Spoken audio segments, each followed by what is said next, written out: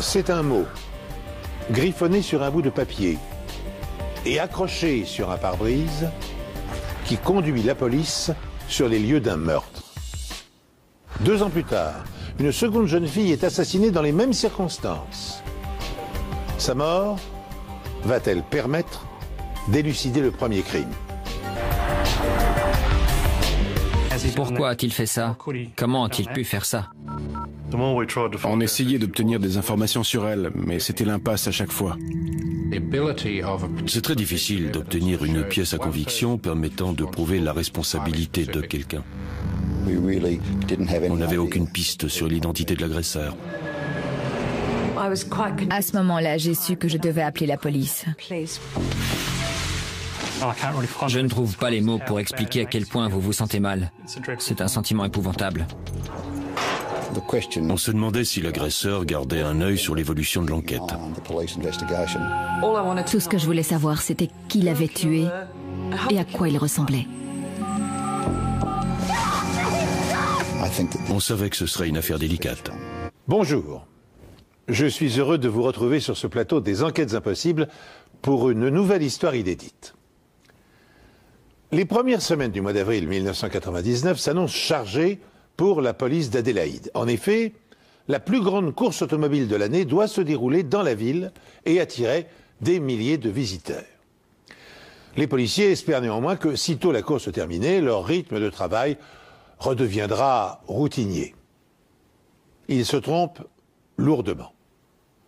Un crime atroce va mobiliser toutes leurs ressources et leur donner du fil à retordre. Des officiers de police ont retrouvé un mot sur leur pare-brise qui les a conduits à l'ancien poste de police de Payneham. Le mot disait qu'ils allaient y retrouver le corps d'une femme et que ce n'était pas une plaisanterie. Ils se sont immédiatement rendus sur place et ils ont effectivement retrouvé le corps d'une jeune femme dissimulée dans les buissons. Le corps semblait être là depuis un certain temps, parce qu'il était déjà à un stade de décomposition avancé. Ce soir, un corps a été retrouvé devant un ancien commissariat.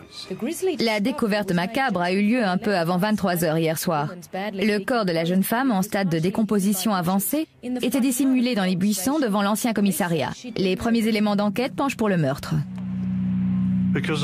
Quand on a vu que son jean était baissé et que ses sous-vêtements avaient été aussi retirés, tout portait à croire que la victime avait été agressée sexuellement avant d'être tuée.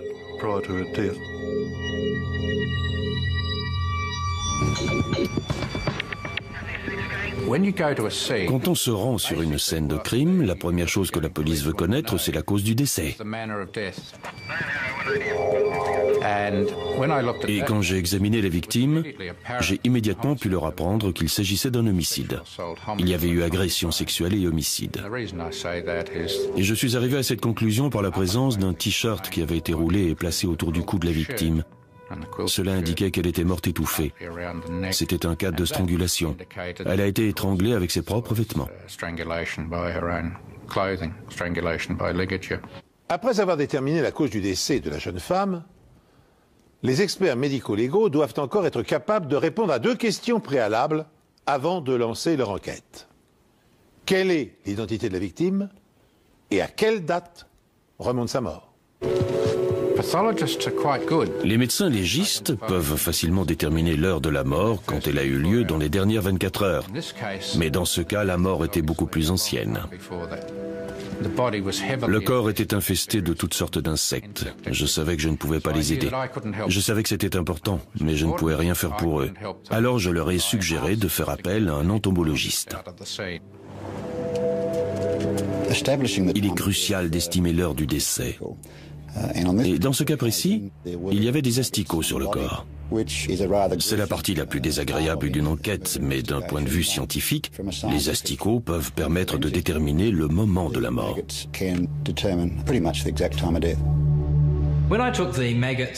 J'ai ramené les asticots que j'avais prélevés sur le corps de la victime au labo. Mon premier réflexe a été d'identifier l'espèce de mouche à qui j'avais affaire pour déterminer combien de temps ces asticots avaient passé dans le corps. Je me suis basé sur les conditions de température dans lesquelles ces asticots ont vécu. Plus il fait chaud, plus les asticots vont se développer. Je me suis donc fié aux températures du corps ainsi qu'aux données météorologiques, autant qu'il a fait dans cette région quand le corps s'y trouvait. J'en ai tiré la conclusion que le corps avait été infesté par les mouches aux alentours du 13 avril au matin. Ce qui veut dire que la victime a été assassinée la veille, le lundi 12 avril, environ 5 jours avant que son corps ne soit retrouvé. Pour ce qui est de l'identité de la victime, on n'avait pas d'effet personnel. On savait juste que c'était une jeune femme blonde. On ne savait pas qui elle était. Mais quand j'ai fait l'autopsie, j'ai noté qu'il lui manquait 3 dents à la mâchoire supérieure et qu'elle avait des plombages en or. C'est suffisamment spécifique pour que la police puisse facilement l'identifier grâce à un avis de recherche. La victime mesure environ 1,62 m, elle avait les cheveux longs jusqu'aux épaules. Il y avait de nombreuses jeunes filles portées disparues qui correspondaient à cet avis de recherche. Mais grâce à son âge et à sa description générale, notre recherche s'est ciblée sur une jeune femme en particulier. Il s'agissait de Maya Jakic. En plus de son âge, de sa taille et de sa couleur de cheveux, l'avis de recherche indiquait que la jeune femme de 30 ans vivait près de la scène de crime. Et surtout, elle avait un bridge qui remplaçait 3 dents manquantes. Les experts ont examiné les radios dentaires et ont pu dire avec certitude qu'il s'agissait bien de Maya Jakic. Mais Maya a disparu depuis le 6 avril, 6 jours avant la date estimée du meurtre. Alors, où était-elle ? Il était important de retracer ce qu'elle avait fait, où elle était allée la semaine précédente, qui avait-elle rencontré, parce que toutes ces personnes pouvaient être des suspects ou avoir un mobile pour le meurtre. Ce que la police s'apprête à découvrir, c'est que le soir où la victime a été étranglée, le meurtrier les avait contactés. Il y a un corps dans les buissons, je ne suis pas sûr parce que je ne me suis pas approché. D'où appelez-vous ? Lorsque le corps décomposé de la jeune femme est retrouvé dans les buissons, la cause de la mort est claire. Elle a été sexuellement agressée avant d'être étranglée avec ses propres vêtements. Mais son identité n'a pu être établie que grâce à 3 dents manquantes. Je venais de faire à manger et j'étais en train de mettre la table. On regardait les infos et ce que j'ai vu a été un vrai choc pour moi. Le corps de Maya Jakic a été retrouvé samedi soir après la découverte d'un mot laissé sur le pare-brise d'une voiture de police au commissariat de Norwood. J'arrivais pas à y croire. J'ai failli me trouver mal parce que j'avais parlé à sa mère quelques jours plus tôt. On la cherchait.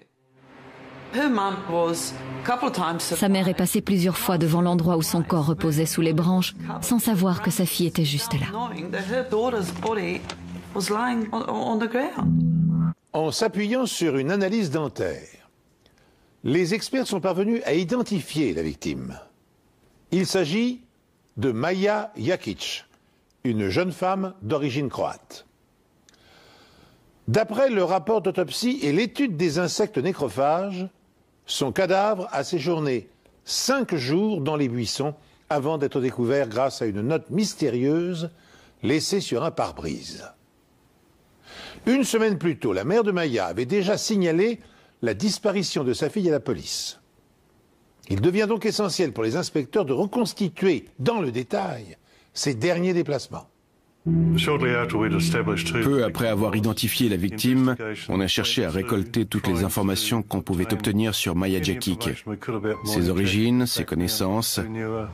Et c'était très difficile parce qu'on essayait d'obtenir des informations sur elle, mais c'était l'impasse à chaque fois. Des dizaines de personnes la connaissaient, mais quand on leur demandait qui elle était et ce qu'ils savaient sur elle, personne ne savait vraiment. Tout ce qu'on a réussi à savoir, c'est qu'elle se trouvait entre Glenelg et chez elle, mais ça pouvait être à n'importe quelle heure du jour ou de la nuit. Maya était très connue des propriétaires de magasins du centre commercial de Marden, où elle allait presque tous les jours depuis un mois. Ils disent d'elle que c'était une personne discrète et polie qui était toujours seule. Je ne sais pas exactement ce qu'elle faisait ici, mais je crois que sur les 10 derniers mois, je ne l'ai vue qu'une fois avec un ami. Elle n'avait pas beaucoup d'amis. Elle comptait sur moi pour plein de choses. Elle ne se mélangeait pas beaucoup avec les autres. Au fond, je crois qu'elle était seule. Je crois qu'elle traversait une sorte de dépression. Elle ne voulait pas en parler. Je me souviens l'avoir encouragée plusieurs fois à me parler, mais elle n'avait pas envie de le faire. Après, tout ce que je voulais savoir, c'était qui l'avait tué et à quoi il ressemblait. Comment peut-on faire une chose pareille à quelqu'un? Pour l'instant, l'identité de l'assassin de Maya reste un mystère. Le mot laissé sur le pare-brise de la voiture de police ne porte aucune empreinte. Les enquêteurs espèrent que l'autopsie pourra les conduire à un suspect. De nos jours, lorsqu'il y a agression sexuelle, le plus important est la base de données d'ADN. Cette technologie nous donne la capacité d'identifier une personne avec certitude.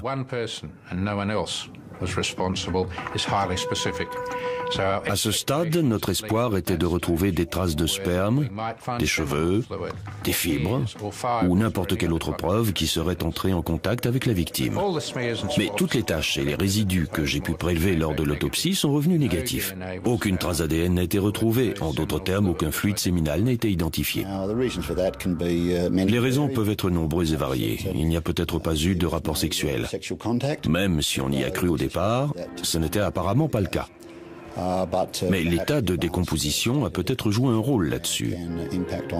Quoi qu'il en soit, on n'a pas pu obtenir d'ADN. Le tueur n'a laissé aucune trace. La police n'a aucune information sur son identité, ni sur l'endroit où il pourrait se trouver. Au moment du meurtre, il y avait une course automobile en ville.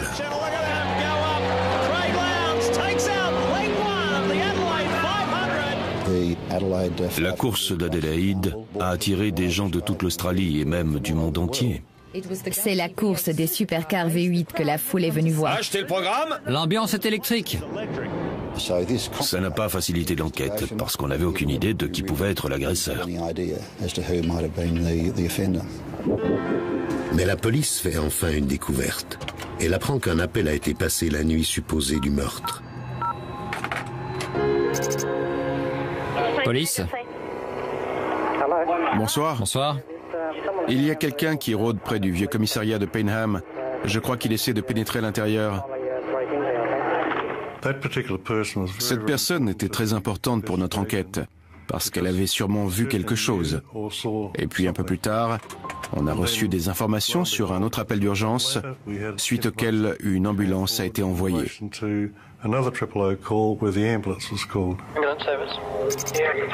Près de l'ancien commissariat de Payneham, on dirait qu'il y a un corps dans les buissons. Je ne suis pas sûr parce que je ne me suis pas approché. L'appel a été passé le même soir. Je ne me suis pas approché, mais je suis juste à côté du commissariat. Dans les deux cas, la police et les secours se sont rendus au commissariat de police mentionné par l'inconnu. Mais il n'y avait aucun signe d'effraction, aucun corps. Et la police en a conclu que les appels n'étaient qu'une mauvaise farce. Le correspondant anonyme, l'homme qui a appelé la police pour signaler qu'un cadavre se trouvait à proximité du commissariat désaffecté, n'est-il qu'un cynique plaisantin? 5 jours plus tard, le mot retrouvé sur le pare-brise d'une voiture de police confirme la présence d'un corps. Par chance, cette fois-là, la police se rend directement à l'ancien dépôt, où elle découvre effectivement le corps de Maya dissimulé dans les buissons. Quand on a appris pour les appels d'urgence et le mot sur le pare-brise, on a commencé à avoir des doutes. On s'est dit qu'ils provenaient tous d'une seule et même personne, qui n'était probablement pas un simple passant. On le suspectait d'être l'agresseur. Quel est votre nom? Je ne le dirai pas. Parce qu'on peut savoir d'où proviennent les appels. Le premier a été passé d'une cabine téléphonique près de l'endroit où a été retrouvé le corps de Maya. L'autre appel a été passé près de l'hôpital d'Adélaïde. D'où appelez-vous? D'une cabine téléphonique. À Adélaïde? Oui. Près de l'hôpital? Alors comment savez-vous ce qu'il se passe à Payneham? J'en viens et il y avait un corps là-bas, il y a une demi-heure environ. Et vous ne vous êtes pas arrêté pour voir ce qui se passait? Non, Je peux avoir votre nom? je ne le dirai pas.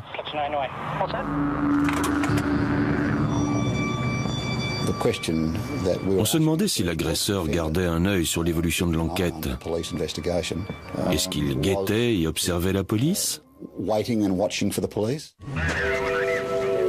Maya Djakic, 30 ans, est morte étranglée. Son corps a été abandonné dans les buissons devant un ancien dépôt de la police.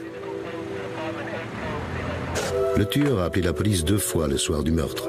Et 5 jours plus tard, les enquêteurs pensent que cette même personne a laissé un mot sur une voiture de patrouille. Mais hormis ce papier, il n'a laissé aucun indice sur son identité, excepté sa voix. Je viens de passer devant l'ancien commissariat de Payneham et je crois qu'il y a un corps. Il fallait absolument qu'on essaie d'identifier la voix de ces appels anonymes en demandant l'aide de la population. On n'avait jamais fait ça avant. On n'avait jamais fait un appel à témoins à partir d'une voix. Mais c'était tellement important qu'on savait que c'était ce qu'il fallait faire. Place au journal de Graham Goodings et de Jane Doyle. Nous vous demandons de bien regarder et d'écouter cette première histoire. Nous allons vous montrer un mot écrit sur un morceau de papier et vous faire écouter un enregistrement. L'un de ces 2 indices pourrait mener à l'assassin de Maya Djakic, dont le corps a été retrouvé à Payneham le mois dernier. Bonsoir. Bonsoir. Il y a quelqu'un qui rôde près du vieux commissariat de Payneham. Je crois qu'il essaie de pénétrer à l'intérieur. La police pense que la voix de cet homme est un indice vital dans l'affaire du meurtre de Maya Djakic. C'est la première fois que la police décide de publier un enregistrement dans le cadre d'un appel à témoins. On espère que quelqu'un va reconnaître la voix. Si vous avez une information, appelez Banque SA Crime Stopper. Des centaines d'appels arrivent, mais aucune piste solide. Certains disaient qu'il s'agissait d'une personne avec qui ils étaient allés à l'école, un voisin. Et pour de nombreuses raisons, ils pensaient que la personne qui avait écrit le mot et celle du téléphone étaient 2 personnes différentes. Mais malheureusement, ça ne nous a conduit nulle part. 2 semaines plus tard, l'opération est renouvelée. À court d'indices, la police fait une nouvelle fois appel à la population au sujet des mystérieux appels d'urgence. Même la récompense de plus de 60 000 € ne parvient pas à faire la différence. Il y a malheureusement des enquêtes qui bloquent à un stade où on a examiné absolument toutes les pistes et qu'elles se terminent toutes dans une impasse. Nous le savons aujourd'hui, la voix présente autant de caractéristiques que les traits du visage ou les empreintes digitales. C'est pourquoi, et pour la première fois dans l'histoire de la criminalité australienne, les enquêteurs utilisent un enregistrement vocal pour procéder à un appel à témoins. Malheureusement, cette innovation n'ayant donné aucun résultat, l'enquête est abandonnée après 2 ans d'efforts. Jusqu'à ce que la disparition de Megumi Suzuki, une étudiante japonaise de 18 ans, ne remette indirectement les enquêteurs sur la piste du meurtrier.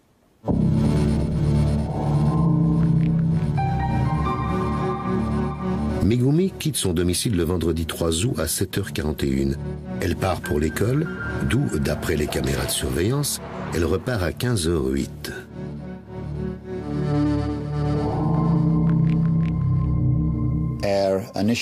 La première information qu'on a eue, c'est que Megumi avait été vue pour la dernière fois au centre commercial de Rundle, à la terrasse d'un café avec des amis.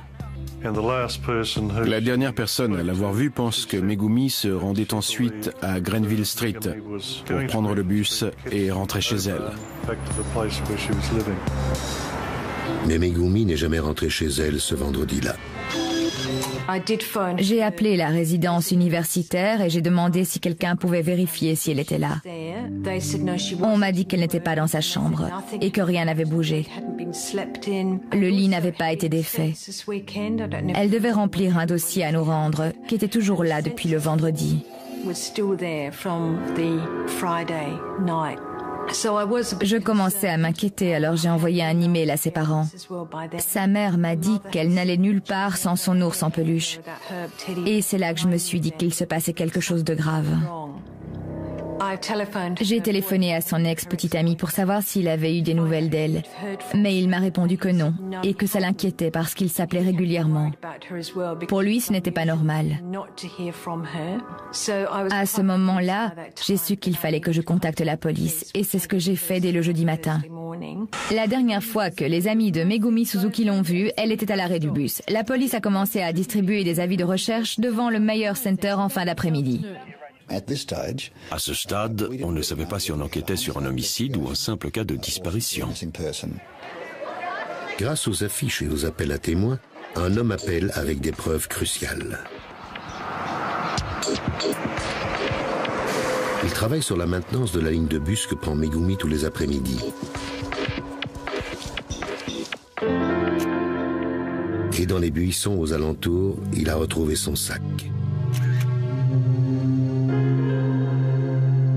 On a retrouvé sa carte d'étudiante avec sa photo dessus. Le sac contenait aussi beaucoup de livres portant son nom. Et on a retrouvé grand nombre de ses effets personnels. La découverte de son sac a été le premier indice nous disant que ça allait être une affaire délicate. On commençait à avoir peur que Megumi ait été victime d'un acte criminel. Une équipe de secouristes bénévoles et la police montée ont ratissé la zone. Des hélicoptères sont également intervenus. Il manquait des choses dans son sac. D'abord, il n'y avait plus son téléphone portable. Elle avait aussi un lecteur CD portable qui ne la quittait jamais, mais il n'y était plus non plus. Mais la police retrouve tout de même une carte bancaire et un ticket de bus qui conduit à un certain endroit, une station-service située à l'opposé de son domicile. Ça a éveillé notre curiosité. On s'est demandé ce qu'elle était allée faire là-bas, qui elle y avait rencontré, et comment ça pouvait nous aider dans notre enquête. Grâce à ses relevés bancaires, le caissier de la station pourrait nous dire à quelle heure elle était venue et ce qu'elle avait acheté. Elle a acheté une carte SIM pour son téléphone, ce qui nous a permis de retrouver son numéro et de tracer ses appels. Megumi a passé 12 appels ce soir-là, le dernier étant un SMS envoyé à son ex-petite amie qui habite juste à côté de la station-service. À partir de ce moment, on savait ce que Megumi était venue faire ici, à cet endroit précis. Elle venait voir son petit ami. Megumi Suzuki a été aperçue vivante pour la dernière fois dans une station-service où elle a acheté une carte pour son téléphone. Le relevé de ses appels passés ce soir-là de son portable indique aux enquêteurs que la jeune fille a envoyé un SMS à son ex-petite ami. Ce dernier est-il impliqué d'une manière ou d'une autre dans sa disparition?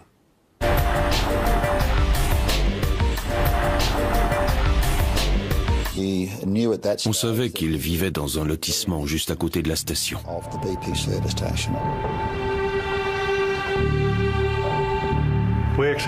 On est allé lui parler, il était avec des amis ce soir-là.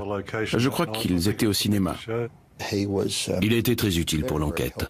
Il était bouleversé, il faisait tout ce qu'il pouvait pour aider la police et essayer de localiser Megumi. Une semaine plus tard, il a contacté la police parce qu'il avait retrouvé une petite culotte qui aurait pu lui appartenir.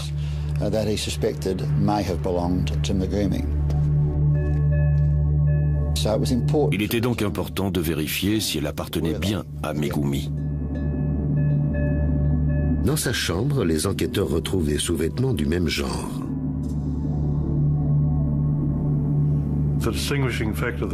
L'élément qui s'est démarqué, c'est que tous ces sous-vêtements, ou la majorité, étaient des ensembles.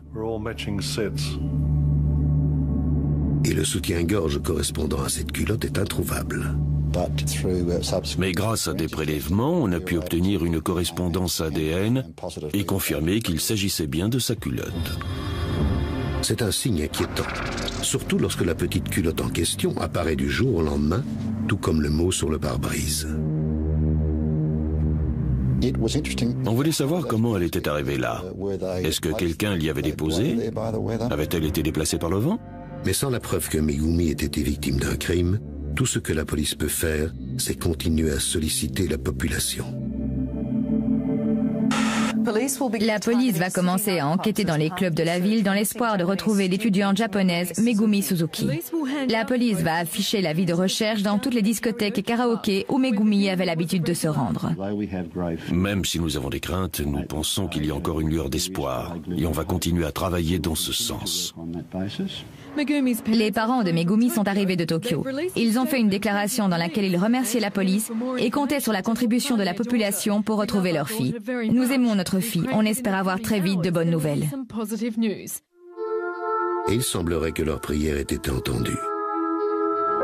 Un témoin et sa femme disent qu'ils se trouvaient à quelques mètres de la jeune fille devant l'Arkabar Hotel à 11h30 ce matin. Des voitures de police ont sillonné la zone. Les rues ont été fermées pendant que les unités canines et les policiers fouillaient les maisons et interrogeaient les résidents. Ce témoignage venait de quelqu'un qui connaissait Megumi et qui s'occupait de la résidence universitaire. Je lui ai parlé, les autres policiers lui ont parlé, et on était presque sûr que la jeune fille qu'il avait vue était bien Megumi. Et ça nous a soulagés parce qu'on a su qu'elle était encore en vie. Je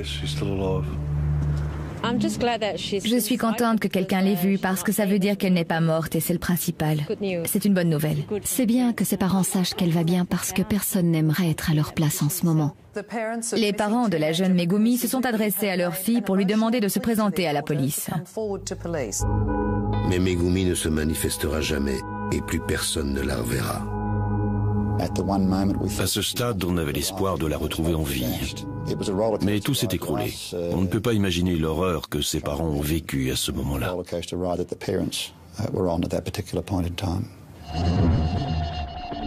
8 semaines après la disparition de Megumi, sa photo est publiée sur un nouveau site de la police. Et sur ce site, on parlait également du meurtre de Maya Jakic.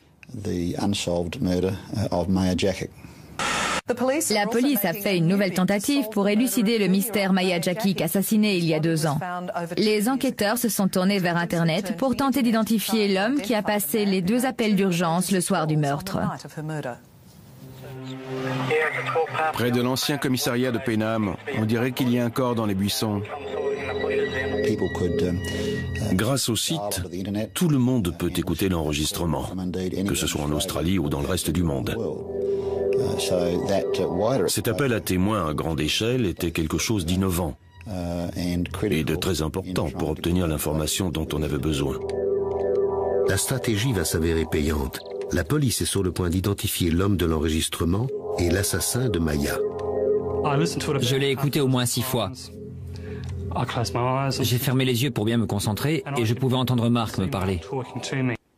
La police présume fortement que le tueur de Maya Jakic est probablement la personne qui a passé les appels d'urgence le soir du meurtre. Mais en dépit de ses efforts, la police n'est jamais parvenue à découvrir son identité. Les milliers d'internautes qui ont écouté sa voix vont-ils l'aider à résoudre le mystère? Ce qui suit est l'enregistrement d'une personne qui a contacté la police et le SAMU. Quelqu'un va pourtant reconnaître sa voix. La police a besoin de vous pour identifier cet homme. Je me suis connecté et je suis tombé sur l'enregistrement. Je l'ai écouté et réécouté plusieurs fois. J'ai dû l'écouter au moins 6 fois. J'ai fermé les yeux pour me concentrer. Près de l'ancien commissariat de Penam, on dirait qu'il y a un corps. Et j'étais sûr à 90% que c'était mon frère. Mark était peut-être impliqué dans ce meurtre, mais ça ne lui ressemblait pas. Il n'a jamais été violent.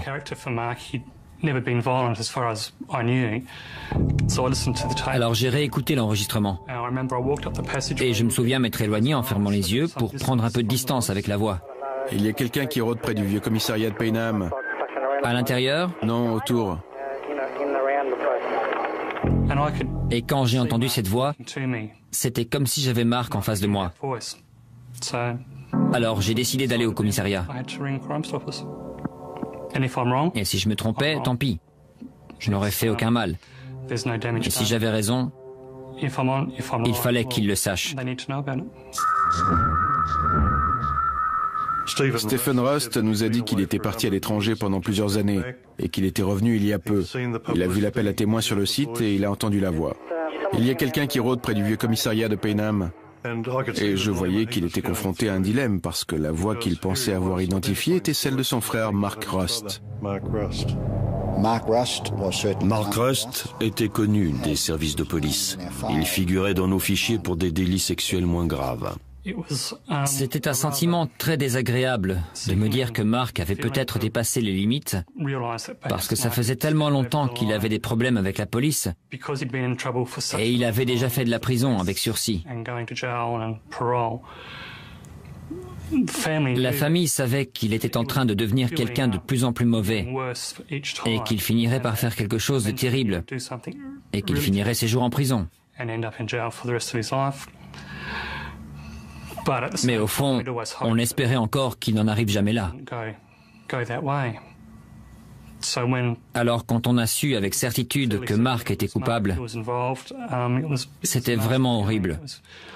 Ça nous a laissé un goût amer. Même si la police est persuadée que l'homme du téléphone est bien Mark Rust, les preuves sont insuffisantes pour procéder à son arrestation. Il faut aussi prouver que le mot laissé sur la voiture de police a bien été écrit de sa main. Stephen Rust fournit donc à la police une lettre de son frère pour faire une comparaison graphologique. Notre travail consistait à étudier l'écriture et déterminer si les deux documents avaient été écrits par la même personne. L'une des marques les plus frappantes était les deux barres sur les T, et elles apparaissaient sur les deux documents. L'autre caractéristique était l'écart entre les lettres dans certains mots. Elles étaient très serrées et se chevauchaient. Et tous les mots qui ont pu être comparés, comme les mots de liaison, étaient identiques.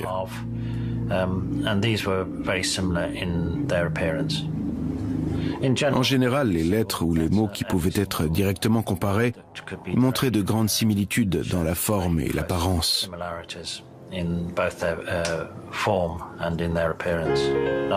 J'étais convaincu que la personne qui avait écrit la lettre et celle qui avait laissé le mot sur la voiture de patrouille étaient une seule et même personne.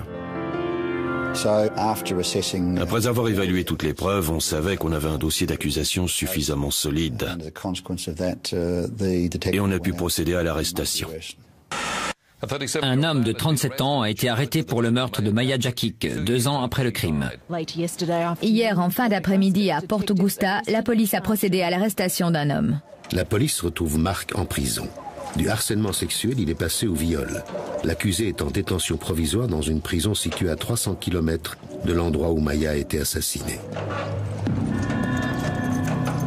La police est convaincue qu'il existe un lien entre Maya Jakic et l'accusé. Ses parents ont été contactés en Croatie et se disent soulagés de savoir que son meurtrier ait été arrêté. Peu après sa mise en examen et son retour à la prison de Port Augusta, Mark a eu besoin de se confier à quelqu'un. Il était sous le choc de l'arrestation. Un informateur nous a contactés et nous a communiqué des éléments très importants. L'accusé du meurtre de Maya Jakic, Mark Rust, refuse, dans un premier temps, de répondre aux questions des policiers. Mais de retour en prison, et alors que la pression exercée sur lui augmente, ses nerfs finissent par lâcher.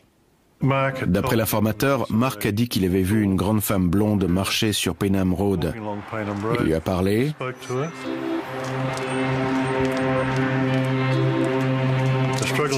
Une lutte s'est engagée, il l'a poussée dans les buissons, où il l'a violée avant de l'étrangler.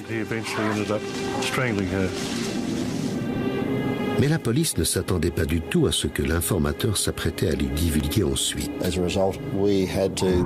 Il a fallu qu'on agisse très vite et qu'on fouille la cellule de Mark Rust.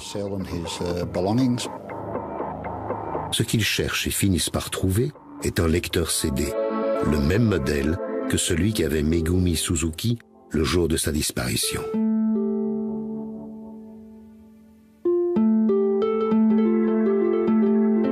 On a appelé sa mère au Japon et elle nous a donné toutes les informations nécessaires concernant le lecteur CD, dont la principale, le numéro de série.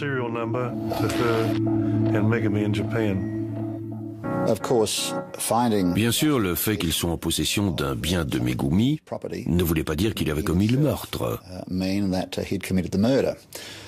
Et même si c'était un élément important, les enquêteurs ont encore beaucoup de travail devant eux. Mark Rust est arrêté et condamné pour le meurtre de Maya Djakic. Son frère a identifié sa voix sur l'enregistrement de l'appel d'urgence et son écriture correspond parfaitement à celle du mot laissé sur le pare-brise de la voiture de police. Maintenant, Mark est également suspect dans la disparition de Megumi Suzuki. Son lecteur CD a été retrouvé dans sa cellule suite à l'appel d'un informateur. L'informateur nous a également dit que Mark avait été en contact avec Megumi, qu'il l'avait approché. Il l'a violée et lui a demandé de ne pas le regarder. Elle l'a regardé, elle a vu son visage et il a voulu l'étrangler.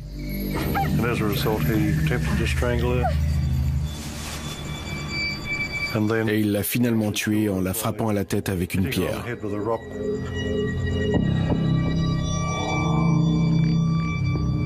On a aussi appris que Megumi avait été tué dans un terrain vague.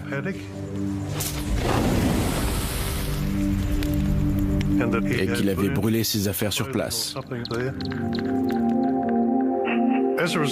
Dès qu'on a eu ces informations, on est retourné à la station-service. En face, il y avait un terrain vague. Et en fouillant cette zone, on a pu trouver le foyer du feu. Les pompiers sont appelés sur place et confirment qu'il y a bien eu un feu la nuit de la disparition de Megumi.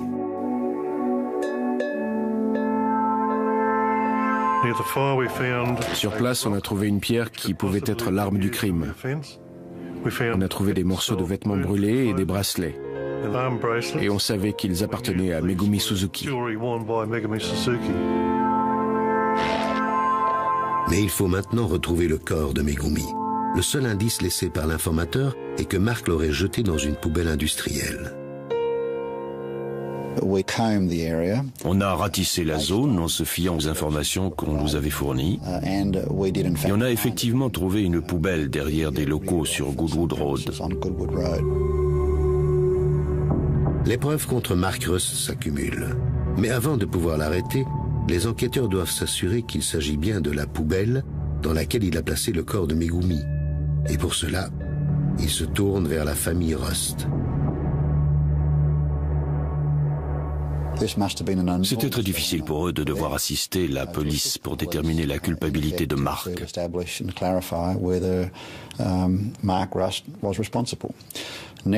Malgré tout, ils ont accepté de nous aider et nous ont confirmé que la poubelle avait un hippopotame dessiné sur le côté. La poubelle qu'on avait devant nous avait cette même caractéristique et ça nous a suffi pour arrêter Mark Rust.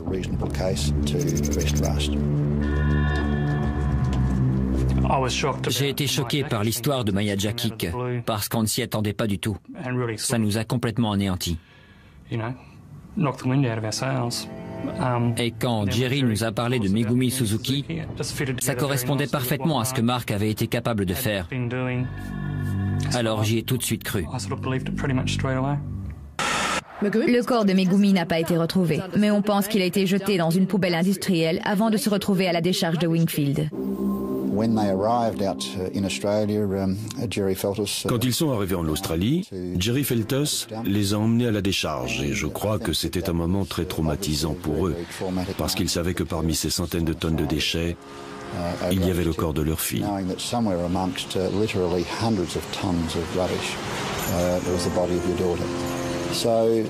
On a fait tout notre possible pour retrouver le corps de Megumi. C'était notre priorité.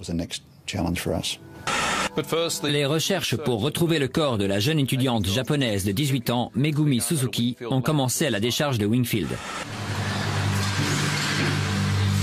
Le corps de Megumi est arrivé à la décharge il y a 4 mois et il faut décharger un grand nombre de déchets compactés avant d'atteindre le niveau où le corps de Megumi est susceptible de se trouver.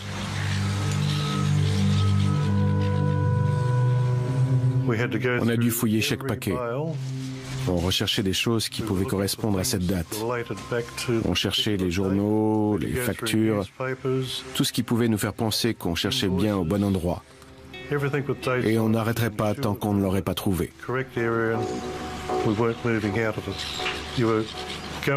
On cherchait tout ce qui pouvait nous mener sur la bonne piste.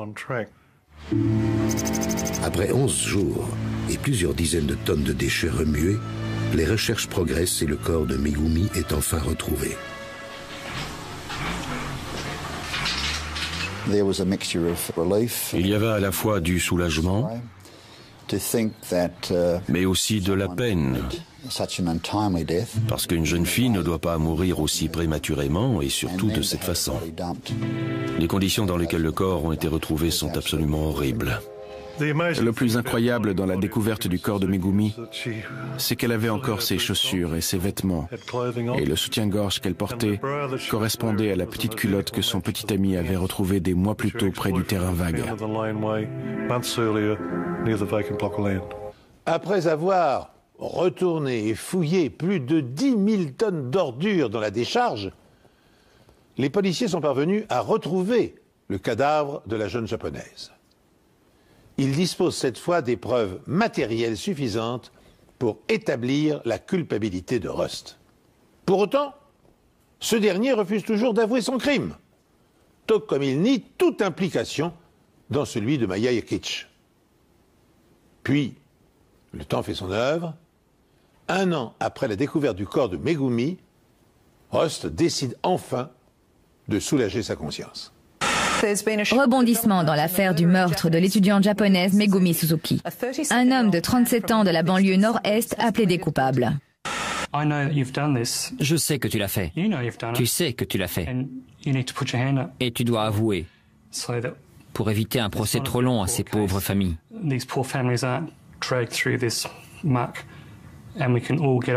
On peut en finir avec tout ça et permettre à tout le monde de vivre en paix. 6 mois plus tard, Mark Rust avoue aussi le meurtre de Maya Yakic le 12 avril 1999. Les familles des 2 jeunes femmes assassinées par un criminel violent témoignent de façon très émouvante de leur peine. Au nom des familles, des amis ont parlé de la douleur de dizaines de proches très affectés par ces meurtres. Fossey Simpson témoigne de la détresse de la famille Suzuki en citant la mère de Megumi. Ça me rend folle de savoir qu'on ait pu la traiter comme ça. Eda Gregoff a, quant à elle, répété les mots de la mère de Maya. Pourquoi voudrait-on tuer Maya, un pauvre petit oiseau innocent, et la couvrir avec des branches, comme pour cacher son horrible crime? J'ai écouté mon cœur et j'ai appelé la mère de Maya pour lui dire ce que j'avais fait. Je lui ai dit que j'avais parlé en son nom, que j'avais vu le tueur et que tout était fini. Tout ça a été terminé. Mark Rust est reconnu coupable des 2 meurtres et condamné à perpétuité. Le juge a établi que l'homme de 39 ans n'était pas capable de contrôler ses pulsions sexuelles et qu'il n'y avait aucune remise de peine possible. On se demande pourquoi il a fait ça. Comment a-t-il pu faire ça? Parce qu'on a tous grandi ensemble, dans la même maison.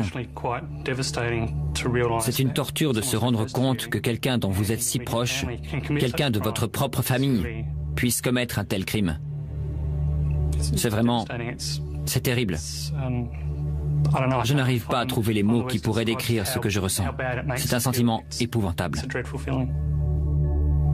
La famille Suzuki est encore sous le choc. Ils sont vraiment très touchés parce qu'ils avaient vraiment l'espoir de retrouver leur fille.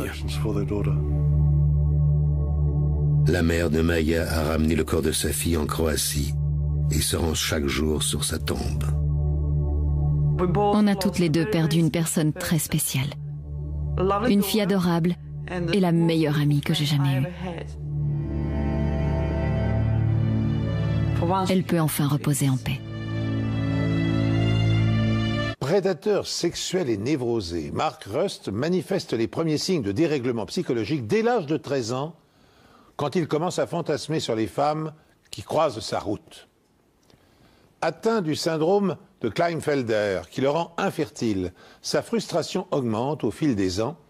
Il est accusé d'exhibitionnisme à 7 reprises et privé d'une sexualité satisfaisante, ses 2 mariages successifs sont des échecs. Rust est ensuite emprisonné pour avoir déclenché un incendie criminel dont les dégâts s'élèvent à plus de 600 000 $. Ses pulsions meurtrières devenues incontrôlables, il agresse, viole et assassine Maya Jakic, qui a refusé ses avances pressantes. Moins de 15 jours après avoir tué Megumi Suzuki, il incendie un immeuble et viole la fonctionnaire qui se trouve dans un bureau. Miraculeusement épargnée, cette dernière parvient à relever le numéro d'immatriculation de sa voiture. Ajoutée aux indices recueillis par la police, cette information contribue à son arrestation. Examiné à 2 reprises par des psychiatres au cours de son procès, Mark Rust est décrit comme un individu extrêmement dangereux. Il y a de fortes probabilités pour que le patient récidive s'il devait un jour être remis en liberté, a signifié au juge l'un des médecins. Ce diagnostic a sans doute entraîné la condamnation à une peine de détention à perpétuité sans possibilité de liberté conditionnelle. C'est sur le portrait terrifiant de cet homme que se referme cette émission. Je vous remercie de l'avoir suivi et je vous donne rendez-vous prochainement sur cette antenne pour une nouvelle enquête impossible.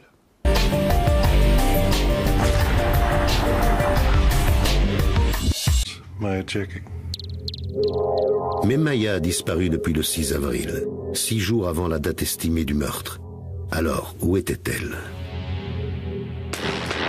Il était important de retracer ce qu'elle avait fait, où elle était allée la semaine précédente, qui avait-elle rencontré, parce que toutes ces personnes pouvaient être des suspects ou avoir un mobile pour le meurtre.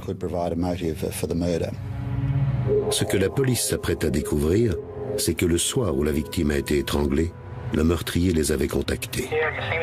Il y a un corps dans les buissons, je ne suis pas sûr parce que je ne me suis pas approché. D'où appelez-vous ? Lorsque le corps décomposé de la jeune femme est retrouvé dans les buissons, la cause de la mort est claire.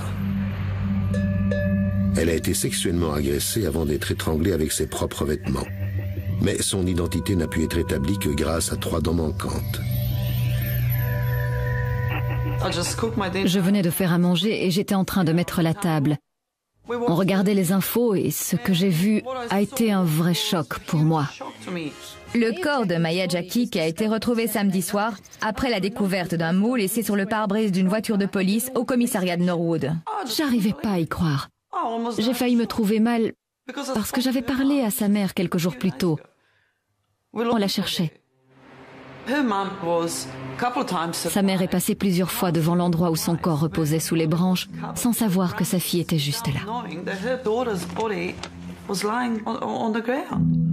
En s'appuyant sur une analyse dentaire, les experts sont parvenus à identifier la victime. Il s'agit de Maya Jakic, une jeune femme d'origine croate.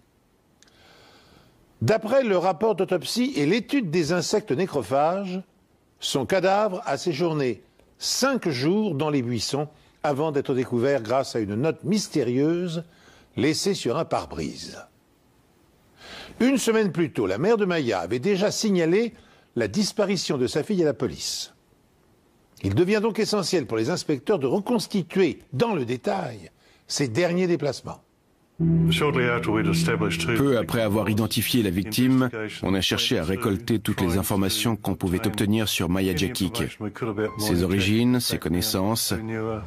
Et c'était très difficile parce qu'on essayait d'obtenir des informations sur elle, mais c'était l'impasse à chaque fois.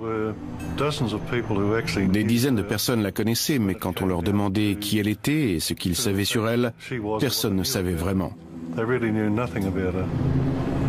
Tout ce qu'on a réussi à savoir, c'est qu'elle se trouvait entre Glenelg et chez elle, mais ça pouvait être à n'importe quelle heure du jour ou de la nuit. Maya était très connue des propriétaires de magasins du centre commercial de Marden, où il allait presque Se passer quelque chose de grave.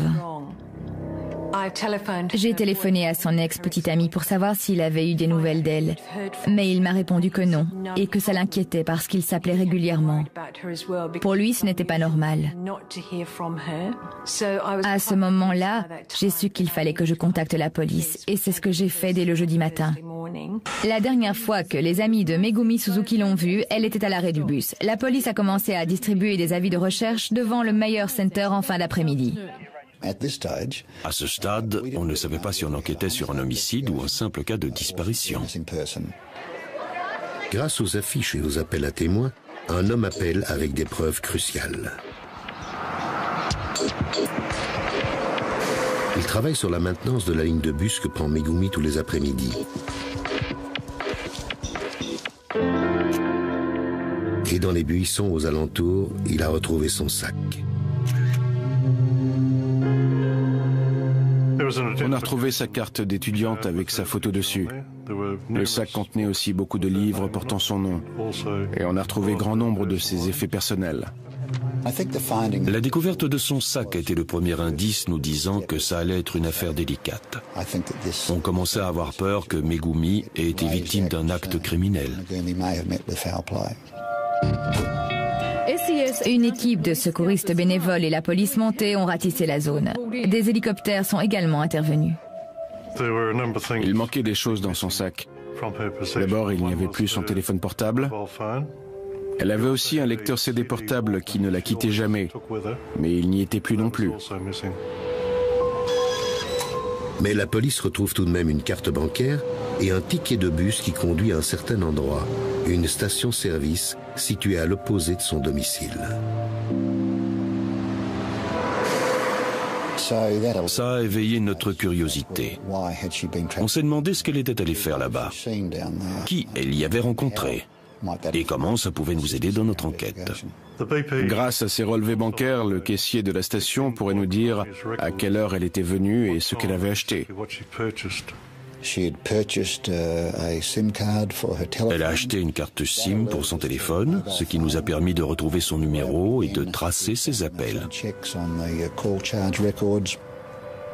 Megumi a passé 12 appels ce soir-là, le dernier étant un SMS envoyé à son ex-petite amie qui habite juste à côté de la station-service. À partir de ce moment, on savait ce que Megumi était venue faire ici, à cet endroit précis. Elle venait voir son petit ami. Megumi Suzuki a été aperçue vivante pour la dernière fois dans une station-service où elle a acheté. Fié à quelqu'un. Il était sous le choc de l'arrestation. Un informateur nous a contactés et nous a communiqué des éléments très importants. L'accusé du meurtre de Maya Yakic, Mark Rust, refuse, dans un premier temps, de répondre aux questions des policiers. Mais de retour en prison, et alors que la pression exercée sur lui augmente, ses nerfs finissent par lâcher. D'après l'informateur, Mark a dit qu'il avait vu une grande femme blonde marcher sur Paynham Road. Il lui a parlé.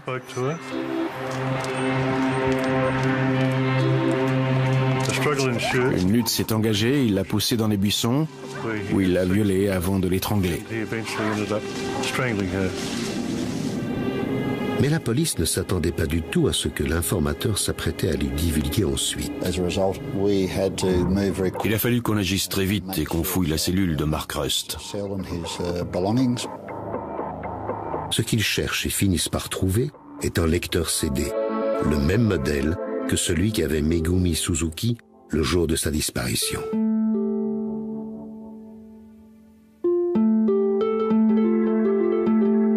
On a appelé sa mère au Japon et elle nous a donné toutes les informations nécessaires concernant le lecteur CD, dont la principale, le numéro de série.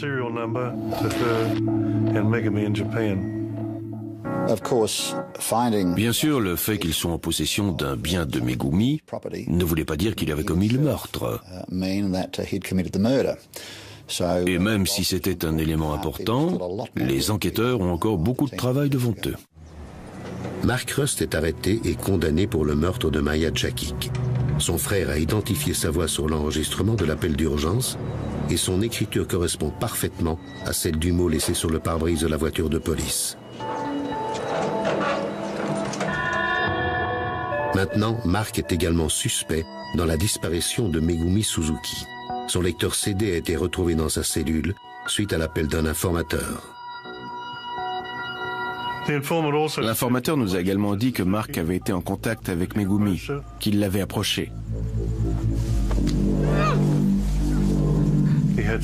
Il l'a violée et lui a demandé de ne pas le regarder. Elle l'a regardé, elle a vu son visage et il a voulu l'étrangler.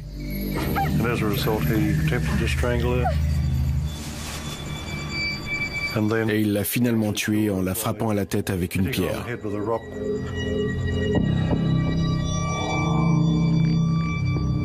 On a aussi appris que Megumi avait été tué dans un terrain vague.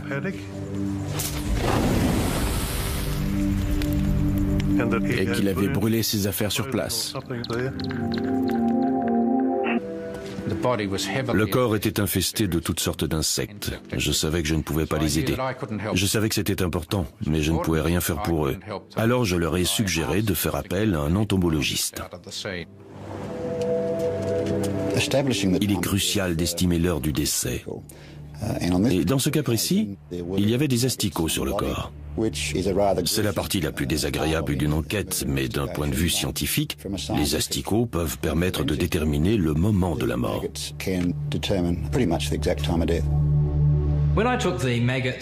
J'ai ramené les asticots que j'avais prélevés sur le corps de la victime au labo. Mon premier réflexe a été d'identifier l'espèce de mouche à qui j'avais affaire pour déterminer combien de temps ces asticots avaient passé dans le corps. Je me suis basé sur les conditions de température dans lesquelles ces asticots ont vécu. Plus il fait chaud, plus les asticots vont se développer. Je me suis donc fié aux températures du corps ainsi qu'aux données météorologiques, autant qu'il a fait dans cette région quand le corps s'y trouvait. J'en ai tiré la conclusion que le corps avait été infesté par les mouches aux alentours du 13 avril au matin. Ce qui veut dire que la victime a été assassinée la veille, le lundi 12 avril, environ 5 jours avant que son corps ne soit retrouvé. Pour ce qui est de l'identité de la victime, on n'avait pas d'effet personnel. On savait juste que c'était une jeune femme blonde. On ne savait pas qui elle était. Mais quand j'ai fait l'autopsie, j'ai noté qu'il lui manquait 3 dents à la mâchoire supérieure et qu'elle avait des plombages en or. C'est suffisamment spécifique pour que la police puisse facilement l'identifier grâce à un avis de recherche. La victime mesure environ 1,62 m, elle avait les cheveux longs jusqu'aux épaules. Il y avait de nombreuses jeunes filles portées disparues qui correspondaient à cet avis de recherche. Mais grâce à son âge et à sa description générale, notre recherche s'est ciblée sur une jeune femme en particulier. Il s'agissait de Maya Djakic. En plus de son âge, de sa taille et de sa couleur de cheveux, l'avis de recherche indiquait que la jeune femme de 30 ans vivait près de la scène de crime. Et surtout, elle avait un bridge qui remplaçait 3 dents manquantes. Les experts ont examiné les radios dentaires et ont pu dire avec certitude qu'il s'agissait bien de Maya Djakic. Mais Maya a disparu depuis le 6 avril, 6 jours avant la date estimée du meurtre. Alors, où était-elle ? Il était important de retracer ce... Elles étaient très serrées et se chevauchaient. Et tous les mots qui ont pu être comparés, comme les mots de liaison, étaient identiques.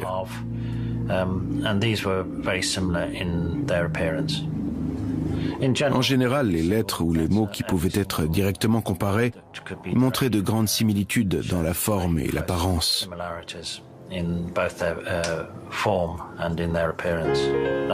J'étais convaincu que la personne qui avait écrit la lettre et celle qui avait laissé le mot sur la voiture de patrouille étaient une seule et même personne. Après avoir évalué toutes les preuves, on savait qu'on avait un dossier d'accusation suffisamment solide. Et on a pu procéder à l'arrestation. Un homme de 37 ans a été arrêté pour le meurtre de Maya Djakic, 2 ans après le crime. Hier, en fin d'après-midi, à Porto Augusta, la police a procédé à l'arrestation d'un homme. La police retrouve Mark en prison. Du harcèlement sexuel, il est passé au viol. L'accusé est en détention provisoire dans une prison située à 300 km de l'endroit où Maya a été assassinée. La police est convaincue qu'il existe un lien entre Maya Djakic et l'accusé. Ses parents ont été contactés en Croatie et se disent soulagés de savoir que son meurtrier ait été arrêté. Peu après sa mise en examen et son retour à la prison de Porto Augusta, Mark a eu besoin de se confier à quelqu'un. Il était sous le choc de l'arrestation. Un informateur nous a contactés et nous a communiqué des éléments très importants. L'accusé du meurtre de Maya Djakic, Mark Rust, refuse, dans un premier temps, de répondre aux questions des policiers. Mais de retour en prison, et alors que la pression exercée sur lui augmente, ses nerfs finissent par lâcher. D'après l'informateur, Mark a dit qu'il avait vu une grande femme blonde marcher sur Penham Road. Il lui a parlé.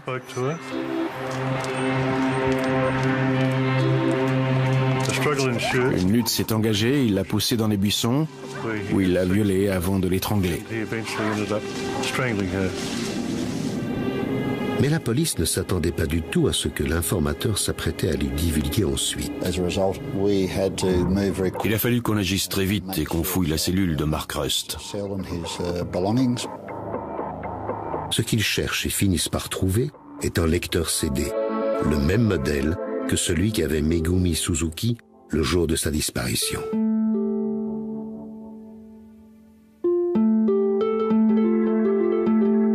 On a appelé sa mère au Japon et elle nous a donné toutes les informations nécessaires concernant le lecteur CD, dont la principale, le numéro de série. En arrestation. Il faut aussi prouver que le mot laissé sur la voiture de police a bien été écrit de sa main. Stephen Rust fournit donc à la police une lettre de son frère pour faire une comparaison graphologique. Notre travail consistait à étudier l'écriture et déterminer si les deux documents avaient été écrits par la même personne. L'une des marques les plus frappantes était les deux barres sur les T, et elles apparaissaient sur les deux documents.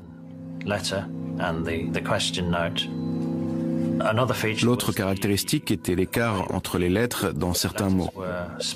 Elles étaient très serrées et se chevauchaient.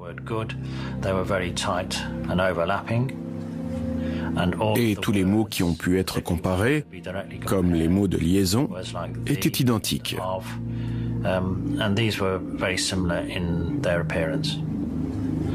En général, les lettres ou les mots qui pouvaient être directement comparés montraient de grandes similitudes dans la forme et l'apparence.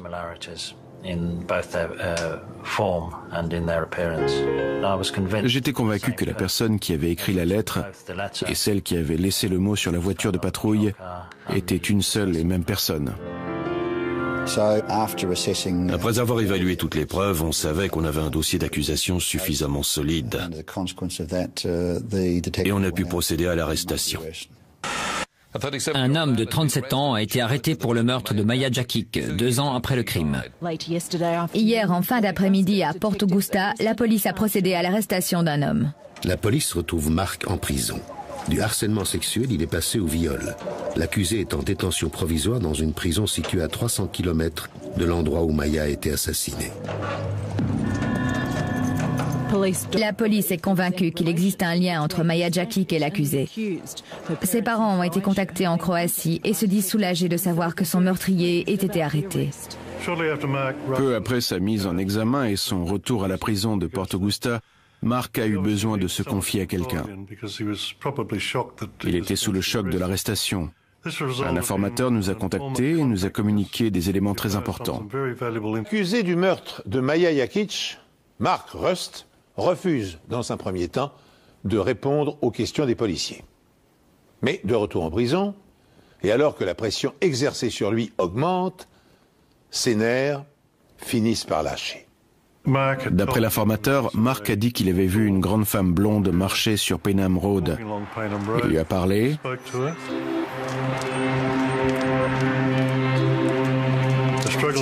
Une lutte s'est engagée, il l'a poussée dans les buissons, où il l'a violée avant de l'étrangler. Mais la police ne s'attendait pas du tout à ce que l'informateur s'apprêtait à lui divulguer ensuite. À l'intérieur, Non, autour. Et quand j'ai entendu cette voix, c'était comme si j'avais Mark en face de moi. Alors j'ai décidé d'aller au commissariat. Et si je me trompais, tant pis. Je n'aurais fait aucun mal.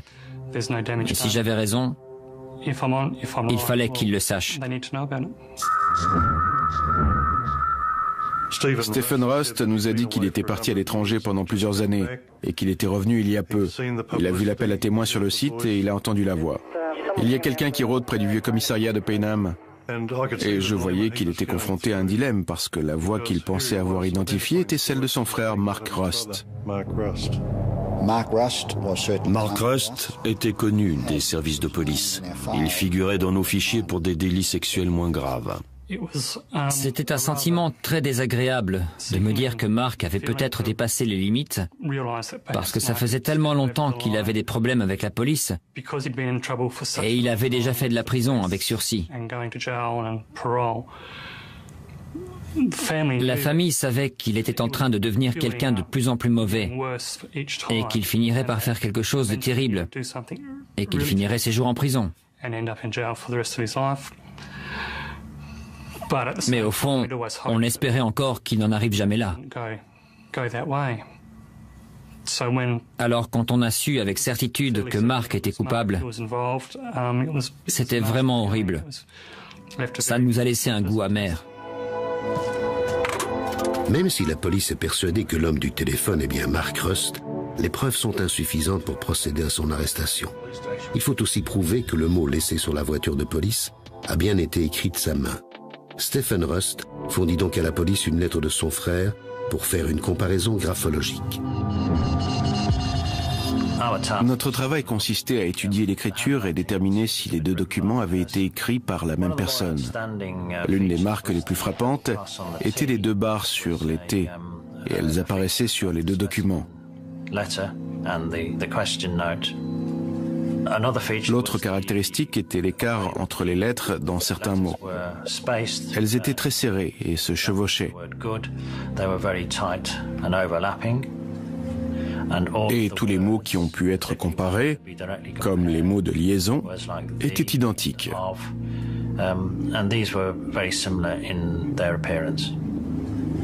En général, les lettres ou les mots qui pouvaient être directement comparés montraient de grandes similitudes dans la forme et l'apparence.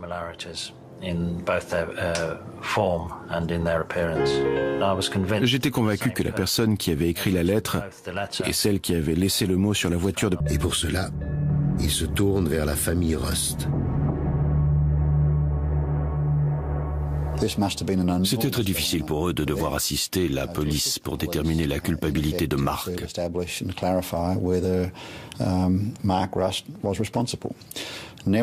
Malgré tout, ils ont accepté de nous aider et nous ont confirmé que la poubelle avait un hippopotame dessiné sur le côté. La poubelle qu'on avait devant nous avait cette même caractéristique et ça nous a suffi pour arrêter Mark Rust.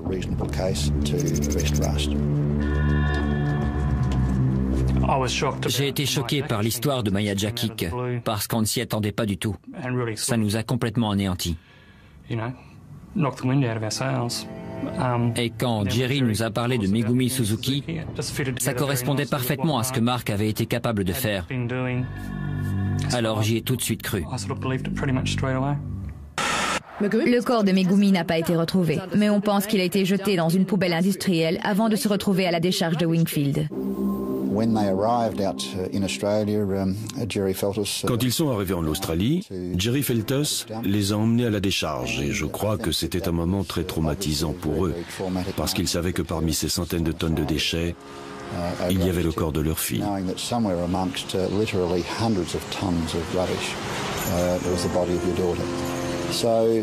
On a fait tout notre possible pour retrouver le corps de Megumi.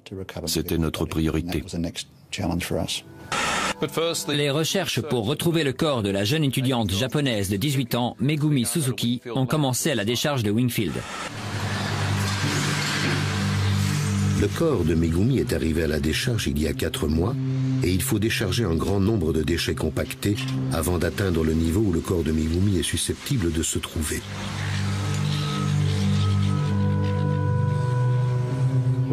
On a dû fouiller chaque paquet. On recherchait des choses qui pouvaient correspondre à cette date. On cherchait les journaux, les factures, tout ce qui pouvait nous faire penser qu'on cherchait bien au bon endroit. Et on n'arrêterait pas tant qu'on ne l'aurait pas trouvé.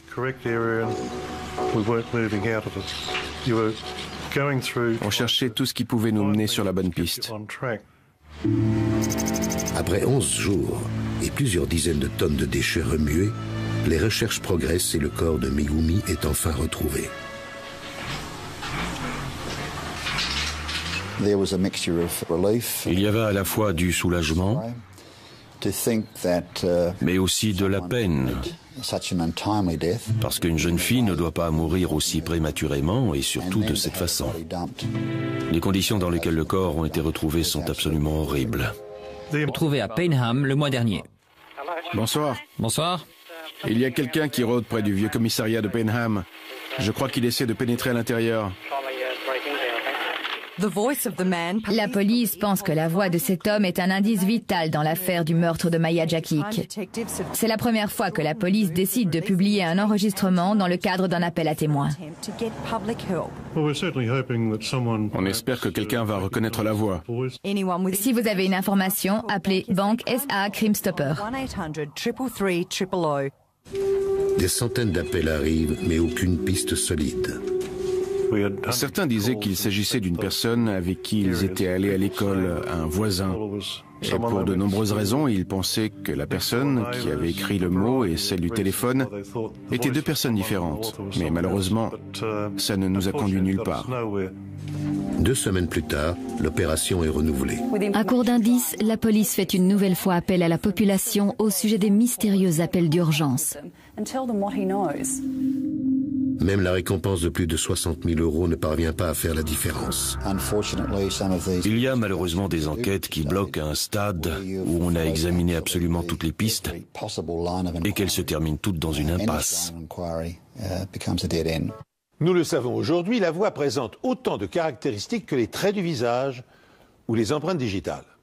C'est pourquoi, et pour la première fois dans l'histoire de la criminalité australienne, les enquêteurs utilisent un enregistrement vocal pour procéder à un appel à témoins.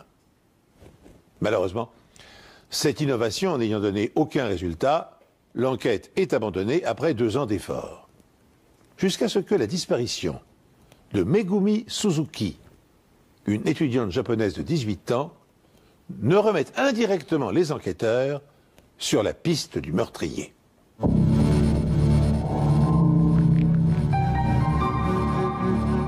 Megumi quitte son domicile le vendredi 3 août à 7h41. Elle part pour l'école, d'où, d'après les caméras de surveillance, elle repart à 15h08.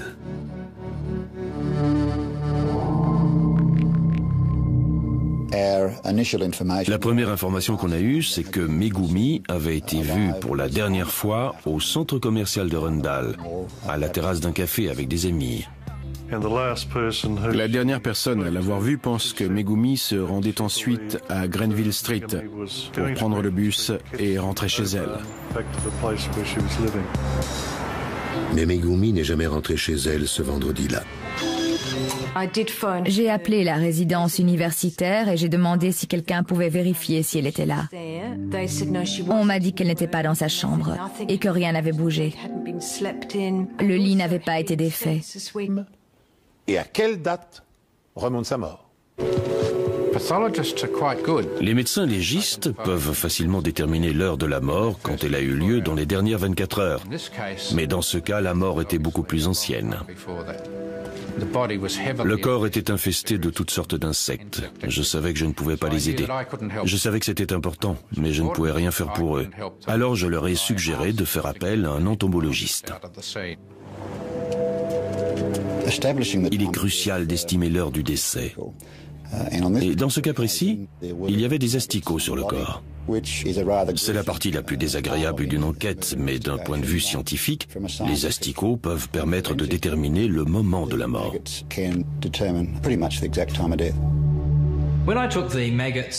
J'ai ramené les asticots que j'avais prélevés sur le corps de la victime au labo. Mon premier réflexe a été d'identifier l'espèce de mouche à qui j'avais affaire pour déterminer combien de temps ces asticots avaient passé dans le corps. Je me suis basé sur les conditions de température dans lesquelles ces asticots ont vécu. Plus il fait chaud, plus les asticots vont se développer. Je me suis donc fié aux températures du corps ainsi qu'aux données météorologiques, autant qu'il a fait dans cette région quand le corps s'y trouvait. J'en ai tiré la conclusion que le corps avait été infesté par les mouches aux alentours du 13 avril au matin. Ce qui veut dire que la victime a été assassinée la veille, le lundi 12 avril, environ 5 jours avant que son corps ne soit retrouvé. Pour ce qui est de l'identité de la victime, on n'avait pas d'effet personnel. On savait juste que c'était une jeune femme blonde. On ne savait pas qui elle était. Mais quand j'ai fait l'autopsie, j'ai noté qu'il lui manquait 3 dents à la mâchoire supérieure et qu'elle avait des plombages en or. C'est suffisamment spécifique pour que la police puisse facilement l'identifier grâce à un avis de recherche. La victime mesure environ 1,62 m, elle avait les cheveux longs jusqu'aux épaules. Il y avait de nombreuses jeunes filles portées disparues qui correspondaient à cet avis de recherche. Mais grâce à son âge et à sa description générale, notre recherche s'est ciblée sur une jeune femme en particulier. Il s'agissait de Maya Djakic. En plus de son âge, de sa taille et de sa couleur de cheveux, l'avis de recherche indiquait que la jeune femme de 30 ans vivait près de la scène de crime. Et surtout, elle avait un bridge qui remplaçait 3 dents manquantes. Les experts ont examiné les radios dentaires et ont pu dire avec certitude qu'il s'agissait bien de Maya. On peut en finir avec tout ça et permettre à tout le monde de vivre en paix.